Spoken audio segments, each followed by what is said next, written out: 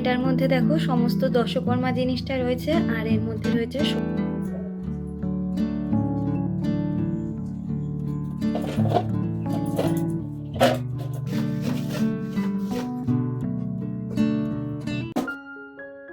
Hello বন্ধুরা, good morning. আমি সঙ্গীতা। আমার নতুন একটা ব্লগে তোমাদেরকে অনেক অনেক ওয়েলকাম আর ভালোবাসা। কেমন আছো তোমরা সবাই? আশা করছি ভালো আছো আর সুস্থ আছো। আমরাও না বেশ ভালো আছি। আর আজকের দিনটি হচ্ছে শুক্রবার। ঘড়িতে এখন বাজে সকাল ওই 8টা নাগাদ। তোমাদেরকে সাথে নিয়ে আজকে ব্লগটা এখান থেকেই শুরু করছি। আই হোপ ব্লগটা তোমাদের একটু হলেও ভালো লাগবে। প্রতিদিনের মতন সকালটা হয়তো একই সময় শুরু করেছি, তবে আজকে সকালে অনেকগুলো কাজই রয়েছিল। তো সেই জন্য সেই সমস্ত কাজ করে উঠতে, তারপরে স্নান করতে অনেকটাই দেরি হয়ে গেছে। তোজো বেরিয়ে যাওয়ার পরেই স্নানে গেছি। আর স্নানের সময় যে কটা জামা কাপড় ছিল সেগুলোকে কিন্তু ধুয়ে দিয়েছি। আজকে না নতুন চাদরটাও ধুয়ে দিয়েছিলাম, সাথে আরও দুটো চাদর ছিল সেগুলোও ধুয়ে দিয়েছি। আর তারপরে ওগুলোকে ড্রাই করতে বসিয়ে দিয়ে আমি কিন্তু সোজা চলে এসেছি ঠাকুর ঘরে। এই দেখো, এই বাসন কাসন মাজা ছিল, তারপরে ঘরদোর পোছা, সমস্ত কিছু কাজ বাজ করে তারপরে স্নান পুজো করে উঠতে আজকে অনেকটাই দেরি হয়ে গেছে।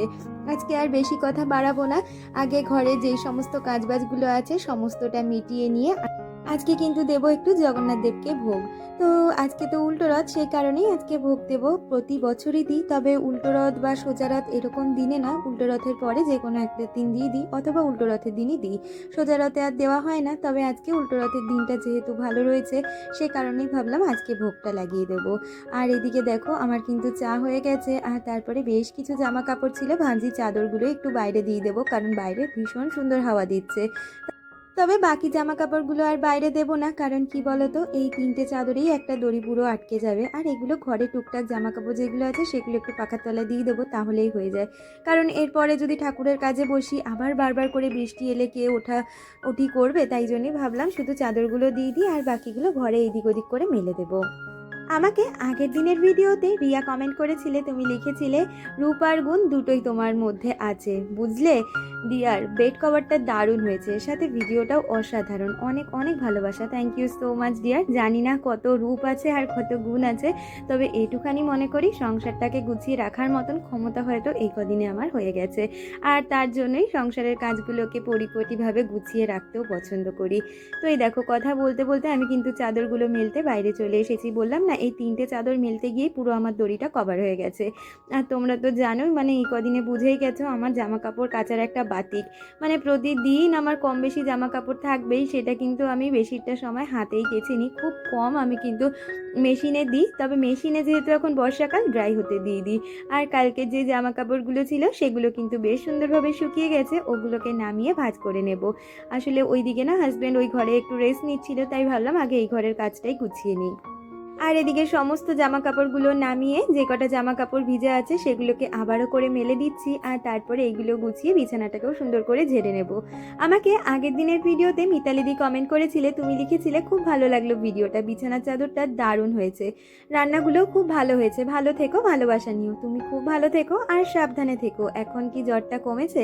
অবশ্যই কিন্তু কমেন্ট করে জানিও। আর সুতপাদি আমাকে কমেন্ট করেছে, তুমি লিখেছে আজও তোমার ভিডিওটা দারুণ হয়েছে, লাভ ইউ দি ভাই। Thank you so much dear. এইভাবেই তোমরা আমার পাশে সব সময় থেকো। আর ওদিকে জামা কাপড়গুলো মেলে দিয়েছি, সাথে করে এখন এই জামা কাপড়গুলো গুছিয়েও নিচ্ছি। আসলে আমি সবসময় কি মনে করি বলতো, আগে মানে ঘরদোর পরিষ্কারের কাজটা করে নিয়ে তারপরে বাকি কাজগুলোতে হাত দিলে তাহলে কিন্তু ঘরদোর যেরকম পরিষ্কারও থাকবে আর নিজের মধ্যেও একটা মানসিক শান্তি কাজ করে। আর আমার তো ঘর বাড়ি পরিষ্কার মানে যদি না থাকে, সেটার জন্যই মনটা ভীষণভাবে অস্থির হয়ে যায়। আর এই বিষয়টা আমি একদম পছন্দও করি না। তাই জন্য যে কোনো কাজে হাত দেওয়ার আগে চেষ্টা করি ঘরদোরগুলোকে আগে পরিষ্কার পরিচ্ছন্নভাবে গুছিয়ে রেখে বাকি যেই কাজটা করব সেই কাজে হাত দিতে। তাহলে সেই কাজটা আমার দেরি হলেও কিন্তু কোনো সমস্যা থাকে না। সত্যি কথা বলতে, ঘরবাড়ি অগোছালো দেখতে বা অপরিষ্কার দেখতে একদমই পছন্দ করি না, যার জন্য কিন্তু আমার যতই সময় লাগুক বা যতই দেরি হোক আগে ঘরদোর পরিষ্কার করার কাজটা করে নিই। তো দেখো, এদিকে বিছানাটাকে সুন্দরভাবে পরিষ্কার করে ঝেড়ে নিচ্ছি, আর ওদিকে কিন্তু আমার ওইদিকে কিছু কিছু গোছগাছ হয়েও রয়েছে। আর ওই ঘরটা পরিষ্কার করে এদিকে চায়ের যে কটা বাসন ছিল সেগুলোকে কিন্তু ভালো করে মেজে নিচ্ছি। আগের দিন আমাকে অনুভবাদি বলেছিলে ট্রেটা চেঞ্জ করতে। আসলে দিদি ট্রেটা না একদমই আমার নতুন। আসলে আমরা তো লাল চা খাই, আর চায়ের দাগ পড়ে পড়ে না ওই যে আমার ট্রেটা দেখবে একদম স্ট্রাইপ করা, তো যার জন্য দাগগুলো ওর মধ্যে চাগুলো ওর মধ্যে পড়ে কীরকম কালো কালো দাগ হয়ে গেছে। আমি কিন্তু মাঝে মধ্যে এরকম ব্রাশ দিয়ে পরিষ্কার করে নিই, আর ব্রাশ দিয়ে পরিষ্কার করলেই এটা ভালো পরিষ্কার হয় স্কচ ব্রাইটের থেকে। তো যাই হোক, কথা বলতে বলতে চায়ের বাসনগুলো মেজে নিয়ে হাজব্যান্ড যেহেতু ওই ঘরে রয়েছে তাই ওই ঘরের কাজটা একটু দেরি করে করার চেষ্টা করছি। ওকে এদিকে খেতে দেবো, তারপরে ওই দিকের কাজটা করে নেব। আজকে আমি আর সকাল থেকে কিছু খাবো না, কারণ আগে ভোগ দেবো তারপরেই কিন্তু খাওয়া দাওয়ার পর্বটা করব। আসলে এটা জানো তো আমার আগাগোড়ার অভ্যাস, আমি কিন্তু কোনো সলিড খাবার খেয়ে ভগবানকে আমি দিতেই পারি না। তবে কি বলো তো, চাটা একটা নেশার মতন তো, আর শুনেছি উপোস করলে নাকি চাটা খাওয়াই যায়। আমি যখন কালী পুজোর উপোস করি আমি কিন্তু চা খেয়েই উপোস করি, তবে বিস্কুট টিস্কুট কিছুই খাই না, শুধু চা খাই। তো আজকেও সেরকমটা করলাম, সকালবেলা কিন্তু শুধু একটু লাল চা খেয়েছিলাম, আর তারপরে এই বাদ বাকি কাজগুলো করে আমি কিন্তু ভোগের জোগাড়গুলো করে নেব। আর ওইদিকে প্রথমেই বললাম না নতুন চাদরটা একটু তুলে দিয়েছিলাম, ওটা আজকে ধুয়ে নিয়েছি। কারণ কি বলতো, নতুন জিনিস তো হাজব্যান্ড বললো একটু ধুয়েই পাতো, আর চাদরটার মধ্যে মনে হচ্ছিল একটু মারের ভাবটা বেশি ছিল, তাই জন্য চাদরটা ধুতে দিয়ে দিয়েছি। আর এইদিকে অন্য একটা বিছানা চাদর পেতে নিয়েছি, একটা সাদা চাদরই পেতেছি। তোমরা তো জানোই সাদা চাদরের ওপর আমার কতটা অ্যাট্রাকশন থাকে, তাই জন্য সাদা চাদরটাই কিন্তু পেতে নিয়েছি। আর তারপরে বালিশ দিয়ে সুন্দর করে গুছিয়ে নেব ঘরটাকে। আমাকে আগের দিনের ব্লগে রিম্পা কমেন্ট করেছিলে, তুমি লিখেছিলে চাদরটা পেতে ঘরের লুকটাই পুরো চেঞ্জ হয়ে গেছে। হ্যাঁ গো, আসলে আমাদের ঘরের বিছানাটা তো অনেকটা জায়গা জুড়ে থাকে, তাই মাঝে মধ্যে একটু চাদরের পরিবর্তন করলে সেটা কিন্তু দেখতে অনেকটাই সুন্দর হয়ে যায়, আর ঘরটাকেও একদম পরিষ্কার পরিচ্ছন্ন দেখতে লাগে। তো বন্ধুরা, তোমরা সকাল থেকে দেখতে পেলে অনেকগুলো কাজ বাজ করেছি, কিছুটা ক্যামেরা অন করে করেছি, কিন্তু অনেকগুলো কাজ অফ ক্যামেরায় করেছি। ঘর মোছা, ঠাকুরের বাসনগুলো মাজা, এই সমস্ত কাজ তো রয়েছে। তো সমস্ত কাজ বাজ কমপ্লিট হয়ে গেছে। আর আজকে টাইটেল আর থাম্বনেল দেখে তো বুঝতেই পারছো, আজকে কিন্তু আমি জগন্নাথ দেবকে ভোগ লাগাবো। আজকে যেহেতু উল্টো রথ, ভিডিওতে আগে তোমাদের জানাই উল্টো রথের অনেক অনেক শুভেচ্ছা। তো এখন ভোগের সমস্ত যোগাযন্ত্র হয়ে গেছে, বাজারহাট সমস্তটাই হাজব্যান্ড কমপ্লিট করে দিয়ে গেছে, আমি শুধু এখন রান্নাবান্নাগুলো করব। তবে আজকে কিন্তু কাটাকাটি বাটাবাটি সমস্তটা আমি একা হাতেই করব। হাজব্যান্ড বলেছিল হেল্প করব, আমি বললাম থাক, ভগবানকে আমি যখন সেবা দেবো সেটা সম্পূর্ণ আমি একাই দেব, তোমরা আমার পাশে থেকো তাহলেই হবে। কিন্তু পাশে থাকার মতন তো অপশান নেই, তাকে অফিসে বেরোতেই হয়েছে। দুষ্টু নেই, দুষ্টু স্কুল গেছে, তোজও স্কুল গেছে, ওর আজকে আবার হাফ ছুটি, 12:30টায় ছুটি, 1টার মধ্যে ফিরে আসবে। তো চলো কথা না বাড়িয়ে, অনেকটা দেরি হয়ে গেছে। এই যে ভয়েস ওভারের কাজ করলাম, এতগুলো কাজ করলাম, সমস্তটা মিলিয়ে এখন বাজে হচ্ছে 11:45। এখন ভোগটা কি কি রান্নাবান্না করবো সব তোমাদের সাথে শেয়ার করছি। আগে আমি নিজে একটু রেডি হয়ে নিই, এইসব জামা কাপড়ে ভগবানকে তো আর ভোগ দেবো না, একটু শাড়ি পরবো সেরকমটাই ইচ্ছে। তো তারপরে নিজে রেডি হয়ে রান্নাবান্নায় হাত দেবো। ভোগে কি কি থাকছে সমস্তটাই শেয়ার করছি, আস্তে আস্তে পুরো ভিডিওটা দেখতে থাকো। তাহলে চলো আগে আমি রেডিটা হয়ে নিই, তারপরে আমি ঠাকুরের সমস্ত কিছু জোগাড়জান্তি করছি। তাহলে পুরো ভিডিওটার সাথে থাকো। যেমন বলা তেমন কাজ। এদিকে একটা দেখো চট করে শাড়ি পরে নিয়েছি, আর সত্যি কথা বলতে এখন না ওয়েটটা অনেকটাই নেমে গেছে। তো আগে যেখানে আমার 75 কেজি ওজন ছিল সেখানে যদি এখন 53 কেজি ওজন হয়, ওয়েটটা তো অনেকটাই কমেছে। আর আমার ব্লাউজগুলো না, সমস্ত ব্লাউজ এত কিন্তু ঢিলা হয়ে গেছে, যেই কারণে আমার পরলে একদম যেন অসুস্থ রোগীর মতন লাগে। তবুও কিন্তু আজকে যেহেতু ঠাকুরের কাজ করব, একটু শাড়ি টাড়ি পরেই করার চেষ্টা করলাম। ঠাকুর ঘর থেকে সমস্ত বাসন কাসনগুলোকে কিন্তু আগে নিয়ে এসেছি, আর তারপরে যেই বাজারপত্রগুলো হাজব্যান্ড করে দিয়ে গেছে সেগুলোকে একে একে ঢেলে নিয়ে তারপরে কিন্তু গুছিয়ে সমস্ত কিছু করে নেব। আসলে ঠাকুরের কাজ করতে জানো তো ছোট থেকে ভীষণ ভালোবাসি। আগে মা যখন লক্ষ্মী পুজো করতো, মায়ের হাতে হাতে সমস্ত কাজ করে দিতাম। জন্মাষ্টমী যখন করতো তখন নাড়ু পাকিয়ে দিতাম।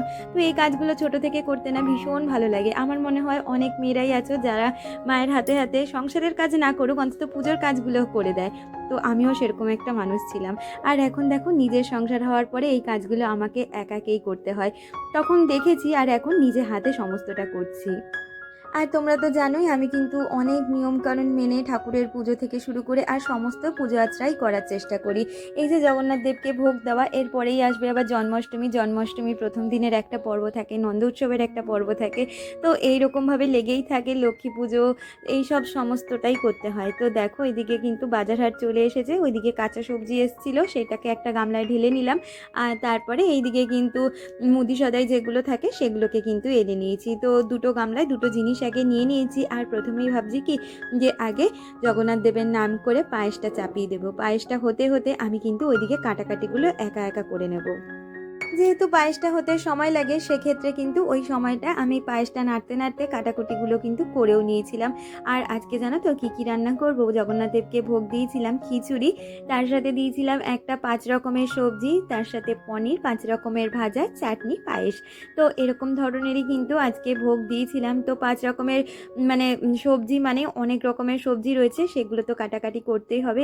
এদিকে কিন্তু দুধটাকে ভালো করে জাল দিয়ে নিয়েছি, আর তারপরে চালটা দিয়ে ভালো করে চালটা সিদ্ধ হতে দিয়েছি, আর তারপরে কাটার জোগাড়গুলো এখন করে নেব।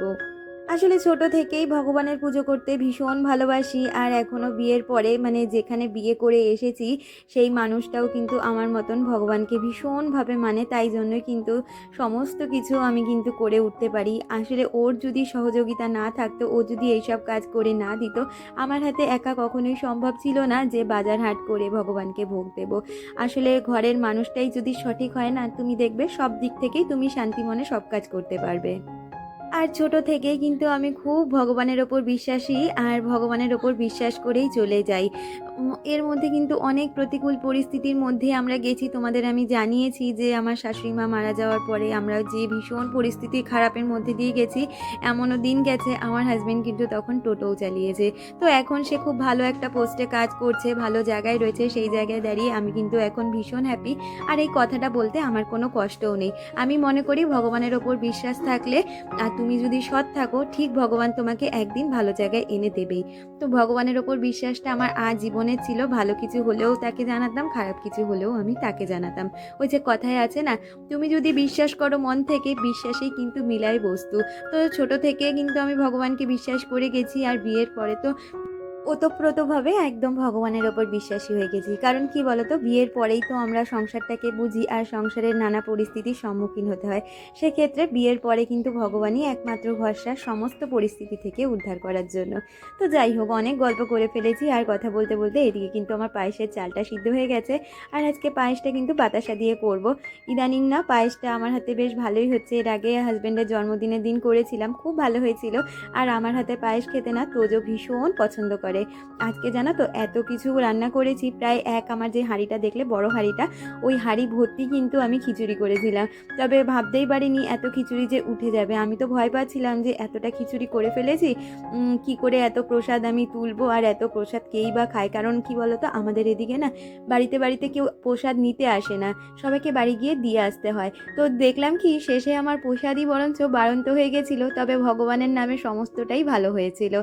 আর এদিকে দেখো আমি কিন্তু ভালো করে ডালটাকে ভেজে নিয়েছি, আর তারপরে ডালটাকে সিদ্ধ হতে দিয়েছিলাম, পরে একটু চালটাও দিয়ে দিয়েছিলাম। চাল ডাল সিদ্ধ হয়ে যাওয়ার পরে খিচুড়ির সম্বরাটা দিয়ে নেবো।